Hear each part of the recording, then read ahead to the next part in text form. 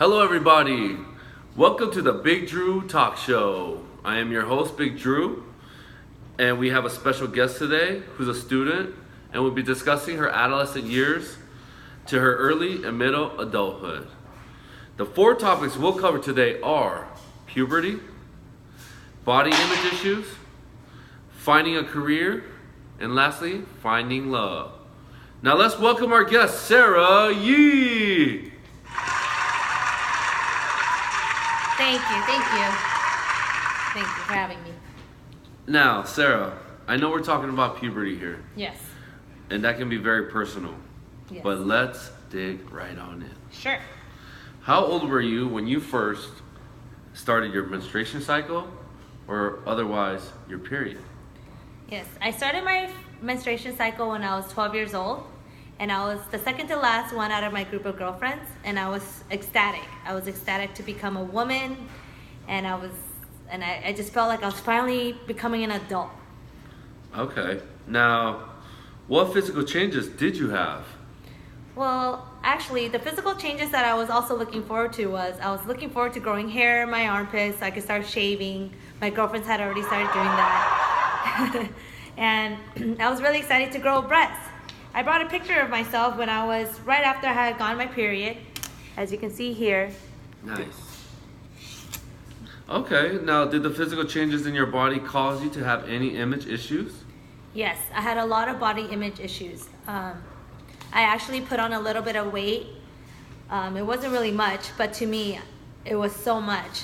Here's a picture of me when I was in high school. And I thought I was so fat. I cut out eating. I just tried to make some changes. Okay. Now, how important was it for you at the time to be satisfied with how you looked? It was everything for me. At that age, all I cared was about my looks. I would go to school late. I would be tardy, and I would even get detention because of my tardiness. Because I was focused on doing my hair, putting on a little bit of makeup, figuring out a good outfit to wear. Okay, now how did you deal with all your body image issues? Well, I didn't really have a good example of my mom exercising regularly. She worked a lot, so I didn't get to see that. So I had to figure out what I can do. And I didn't really know what else to do, so I just picked up jogging. And I would run miles every night for about 5 days a week. I would put on a thick sweater. I would wear a waist sweatband. And I would wear sweatpants, and I would sweat. It didn't matter if it was summer. I actually liked it more if it was summer because I thought I would sweat more, and I thought I would lose weight more. Okay. And I even tried sticking my finger down my throat. I tried being bulimic, but I think by then my food had digested. I didn't know how to do it properly, and so nothing came up. And I figured, what the heck was I doing? And so thank God it didn't work out because I never went down that road. That's good news. Yes.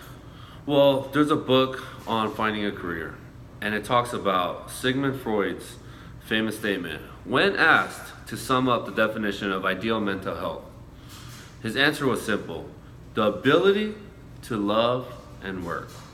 So let's discuss first your career, and then how you would found love.